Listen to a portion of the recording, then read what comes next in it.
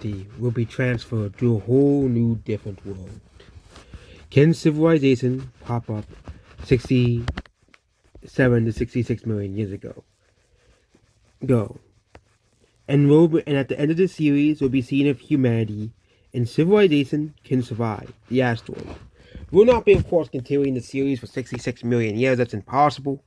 So, for example, we're not going to go into modern day, but we'll just say humanity was propped up in cretaceous North America, which means this world starts out in North America. Humanity is unfamiliar with many of these species as well. We're giving humanity no knowledge of these animals, obviously, and they have to now deal with T-Rexes, Triceratops, and hadrosaurs instead of mammals. There are mammals they recognize, but they don't see no cats, no dogs, and no DL. They see giant reptiles. They do see birds. They see giant pterosaurs, and there is no inland sea like there was 70 million years ago. But they're left in a very different world. Humanity will start around here. I think this is the perfect area for humanity to start. Humanity also doesn't have any crops. I don't know what crops would be in the Cretaceous North America, but humanity starts to expand as well. Humanity, with their intelligence, expands into North America, the Cretaceous North America, and this is relatively a hot area. Again, this is the world map. Most of Europe is underwater, except for Scotland, and a lot of Asia is also underwater as well. And yeah, humanity does, however, be able to find fruits and stuff and vegetables to be able to begin to start a civilization as well. The first civilization gravitates around this lake area. We'll just be using colored teams as well, and they begin to at least with plants begin to farm certain plants from the Cretaceous. Humanity is still pretty smart and is able to create the first civilization as well. The first civilization starts to expand here, but they can't really expand much further because of the giant dinosaurs that exist. Because humanity still has to compete, doesn't really have, the ability yet to farm many of these giant dinosaurs, including hadrosaurs. Humanity continues to expand, and they start to finally, at least, farm small bird-like animals for food, as well, creating the first reliable source of meat. As well, humanity continues to expand further this way, as well, with the first civilization, as well. Well, despite all of the setbacks, the first civilization is very successful and starts trading with itself as well. Well, again, we will not be naming the civilization because I don't know if this will be a series or not. Again, this channel is relatively new, and we don't know if these series will be successful, but they continue to expand around this massive lake area here, and continue to deal with dinosaurs like Ankylosaurs, Ceratopsians, T-Rexes, and other animals found in Cretaceous North America. They also start to deal with the animals in the water, including many fishes and marine reptiles. Assuming that, Earth 66 million years ago, or to 67 million years ago, it's just as biodiverse as it is, during the Ice Age or today. Let's assume there are marine reptiles here as well. They also have to deal with pterosaurs as well. But again, in the Ice Age, we had to deal with megafauna as well. And we were able to overcome those animals. So I presume dinosaurs were no different as well. Many of the humans, considering that they were transported from modern day, would die because most people do not really have the survival skills as well. So at the very, very beginning, only like a few select percentage of people do survive because they don't really have. Because again, they're more missing the phones on TikTok and stuff, but the ones with actual survival skills do manage to go on. Let's just say we just placed like 1 million people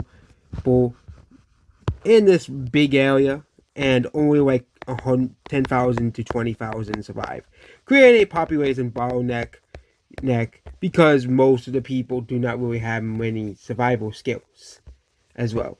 But many of the people do survive and continue to spread as well. Well, this area is probably kind of one of the more suitable areas, and the first civilization, however, goes into its first turmoil. The Orange team now sees this new government form in a rebellion as well, creating, some sort of new government up here, and starts to expand further south as well. Yeah. This new government splits off from the original government and kind of basically creates its own government as well. This new government also expands up here through the waters and is the first civilization to create some sort of boating system. This creates a second civilization to the east, Eastern civilization, and this is the Western civilization. Both civilizations are still very underpopulated. This civilization only has around 30k people, and this one only has 10k people. As for example, because again, this is basically the beginning of civilization. There isn't going to be many people. There's also people scattered throughout the continent of North America as well, and there's just around 100k people around the continent. Many people do not really survive to adulthood, as again, it is still, most people are still hunter-gatherers, but the civilizations have basically started to survive and thrive as well, using these new fruits and plants. I don't know what fruits and plants were existing during the Cretaceous, but there were probably ones that were extinct that weren't around today. They continue to expand here and here as well, but people of both of these civilizations split off and form a new civilization. This would be the Blue Team.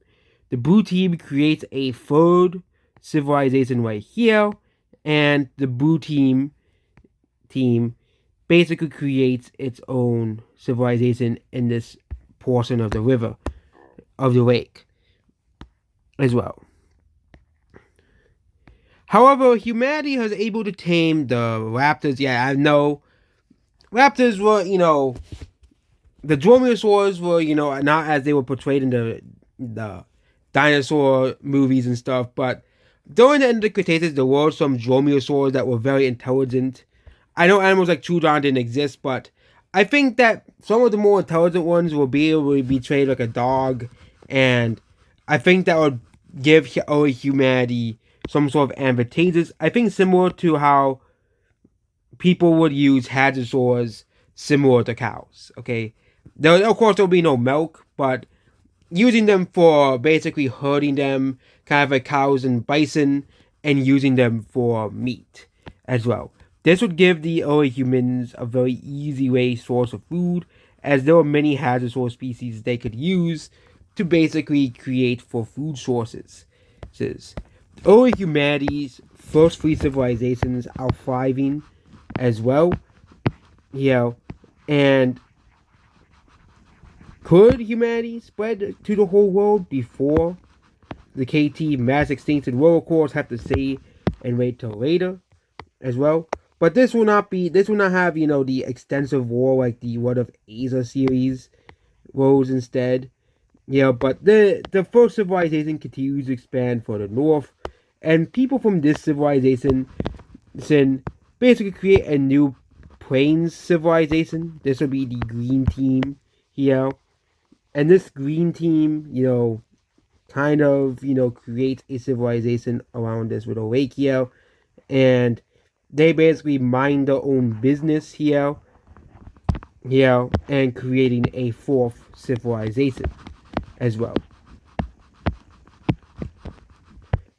Humanity also also does make it to Scotland and Asia at this time, through boats, as humanity did discover boats. However, the Scotland here and Scandinavia will have very little people at the beginning, and also they discovered all these little islands here as well, but they have not discovered South America because they're kind of having to have very powerful boats to reach here. Okay, for example, they can either go from Greenland to this island to Scotland, or they can go from this Greenland island here to here, and it's a much more shorter trip than even going to the Caribbean, which is a very difficult endeavor as well. Yeah. This civilization continues to expand further south here as well, and this basically creates the first civilizations 66 million years ago. We're basically going to be making this 500,000 years before the mass extinction occurs, giving humanity enough time to rise and create a civilization, obviously, as well. Yeah. So what do you, as well, the red country continues to expand further north as well, establishing further boundaries here as well. And also, the red and blue team will finally meet for the first time. The red team will occupy these islands here and will occupy most of the coastal region here. But there hasn't been really any wars yet, as it's mostly just the beginning of civilization. The only war was this war of independence for the red team, and the yellow team, which was, kind of the first civilization, also starts to expand to take this coastal region. So basically, most of the civilization is mostly a coastal region so far. Here mostly expanding on the coast. There was one inland civilization, but most of the road civilizations have basically expanded on the coastline. So that is it about this first video. So if this video becomes very successful, this could become a series, obviously, where the first three, where these will of course not be the only civilizations, and we'll see what civilizations survive, and we'll see if humanity can even get the dinosaurs to survive extinction as well. And that's about this video here. Goodbye.